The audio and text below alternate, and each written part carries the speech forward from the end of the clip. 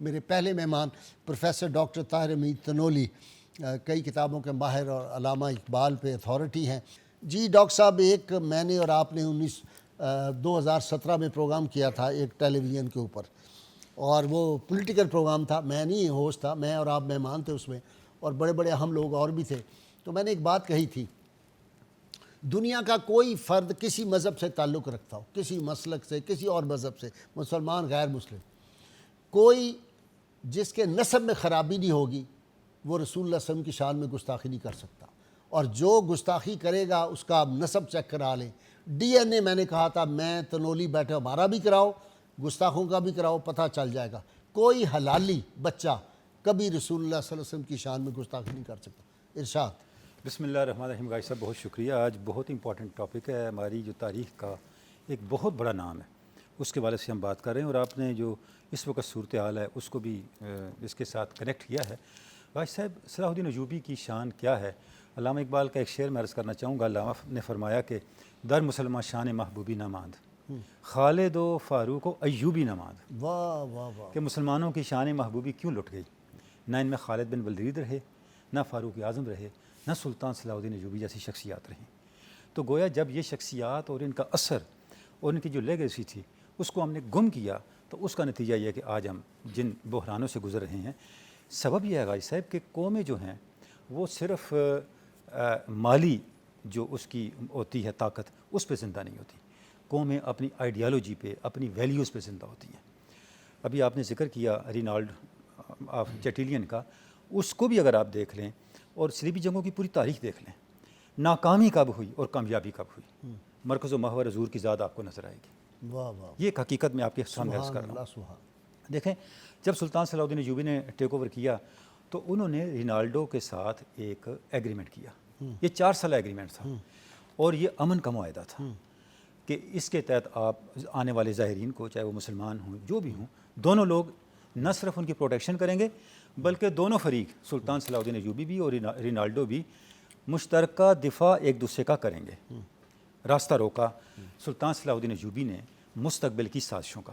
سب سے پہلے وائلیشن اس ایگریمنٹ کی رینالڈو نے کی، یہ ہمیں بتانا چاہیے کہ کہاں خرابیاں شروع ہوئیں، کس نے خرابیوں کا آغاز کیا؟ مسلمانوں نے نہیں کیا۔ مسلمان تو ہمیشہ، یعنی آپ دیکھیں دنیا میں سب سے بڑی کانسٹیٹیوشنل اسٹرگل کرنے والی ہستی حضور کی ذات پاک ہیں۔ آپ نے معاہدات کیے، ایک معاہدہ حضور کی طرف سے وائلیٹ نہیں ہوا پوری تاریخ میں، پوری سارے مسلمانوں کی تاریخ، سیرت اٹھا کے دیکھیں، ہمیشہ معاہدے فریق مخالف نے توڑے اور بات جنگوں تک پہنچی۔ تو ہم کیوں دنیا کو، جو اہل دانش ہے دنیا کے، وہ آدھی حقیقتیں کیوں بیان کرتے ہیں؟ آدھی حقیقتیں جھوٹ سے بڑا جھوٹ ہوتی ہیں۔ جھوٹ سے جو خرابی ٹھیک ہو سکتی ہے، آدھی حقیقت بیان کی خرابی کبھی ٹھیک نہیں ہوتی۔ بالکل ٹھیک، کیونکہ لوگ اس کو پورا سچ سمجھتے ہیں۔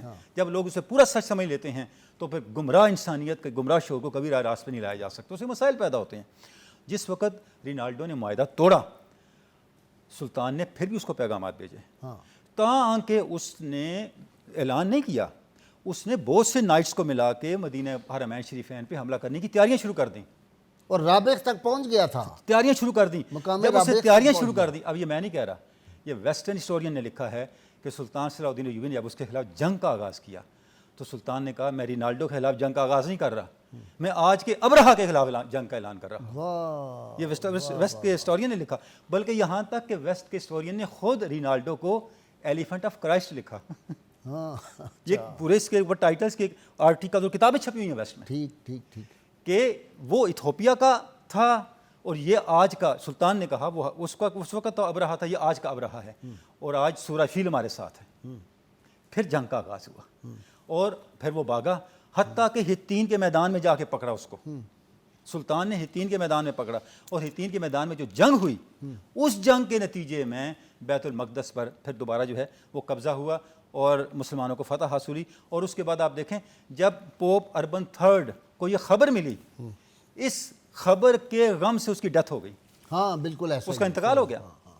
اس کے بعد جو شاید اگلا پوپ گریگری III تھا یا گریگری IV تھا، اس نے پھر پورے یورپ میں ایک کمپین چلائی۔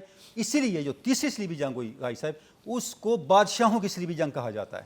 نہیں، اس کا نام میں آپ کو عرض کر دوں یہاں پہ یہ جو تھا نا فرانس کا جو تھا شاہ فلپ اور جرمنی کا فریڈرک، انگلستان اور فرانس نے جنگ کے لیے چندہ جب اکٹھا کیا نا، اس کا نام رکھا تھا عشر صلاح الدین۔ ہاں دیکھیں، آپ چندہ دیں صلاح الدین کے مقابلے میں صلاح الدین کو کچلنے کے لیے، ہاں صلاح الدین کو کچلنے کے لیے چندہ کچلنے کے دیں، چندہ تو اس کے پیچھے یعنی آپ دیکھیں جتنی بھی اچھا بھائی صاحب ایک اور بات ہمیں نوٹ کرنی چاہیے، جتنی بھی یہ صلیبی جنگیں ہوتی رہیں ان کو اناؤنس کون کرتا رہا؟ ان کی مذہبی لیڈرشپ کرتی رہی، مذہبی لیڈرشپ، اور دوسری لیڈرشپ اس کو فالو کرتی رہی۔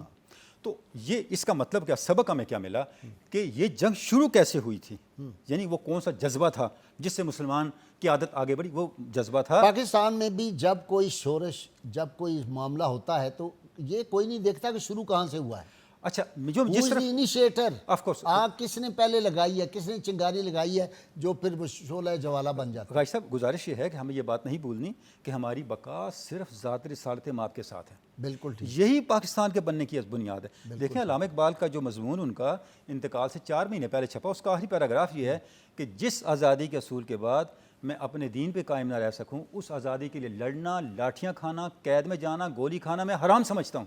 واہ یہ علامہ اقبال کے الفاظ ہیں۔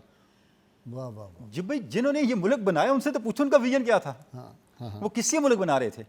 تو یہ جو بنیادی طاقت تھی اس کے پیچھے، صلاح الدین کی فتح کے پیچھے وہ یہ تھی۔ دوسری بات غازی صاحب جس کو ہمیں ہائی لائٹ کرنا ہے، یہ میں دوبارہ آؤں گا آپ کے پاس۔ جی نے بڑے اچھے ریفرنس دیے، دانتے کا ذکر میں کرنا چاہوں گا۔ دانتے کی ڈیوائن کامیڈی بہت بڑی کتاب ہے جس کو علامہ نے بھی اپریشیٹ کیا۔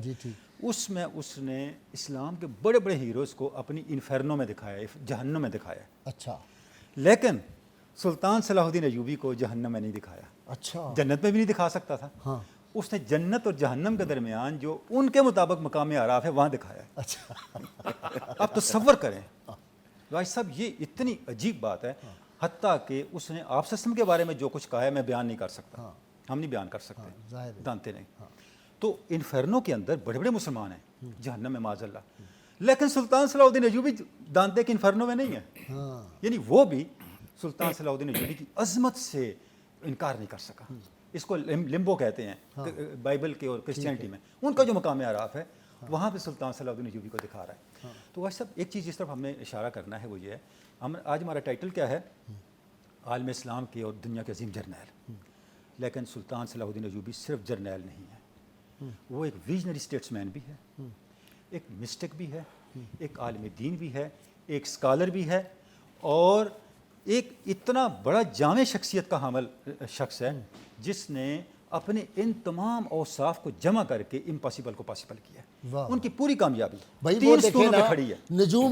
نجومی آئے انہوں نے کہا آپ کی ایک آنکھ ضائع ہو جائے گی اگر آپ نے یہ اس جہاد میں حصہ لیا، اس وقت جب حملہ کرنے گئے اس نے کہا میں اندھا ہو جاؤں لیکن میں بیت المقدس کو آزاد کروں۔ آنکھ تو آزاد نہیں ہوئی، ضائع نہیں ہوئی، یہ یقین ہے نا، یقین ہے نا، عقیدہ ہے۔ ایمان جو ہے، ہمارے جو حکمران اللہ ماشاءاللہ ہوتے ہیں وہ کہتے ہیں مرغے کو الٹا کر کے جلائیں گے تو بڑا ٹھیک ہو جائے گا۔ اکبر نے لکھا ہے، سن لیں نا، دال اگر اپنے جسم پہ لگائیں گے گیلی کر کے تو پھر یہ ہو جائے گا، پھر وہ گڑیا کو لے کے اس میں سوئیاں لگائیں گے، فلانا جلال مار جائے گا۔ شیخ اکبر نے لکھا ہے کہ بندہ مومن کا یقین ستاروں کی حرکت کو بدل دیتا ہے۔ ہاں یقین بہت بڑی چیز ہے۔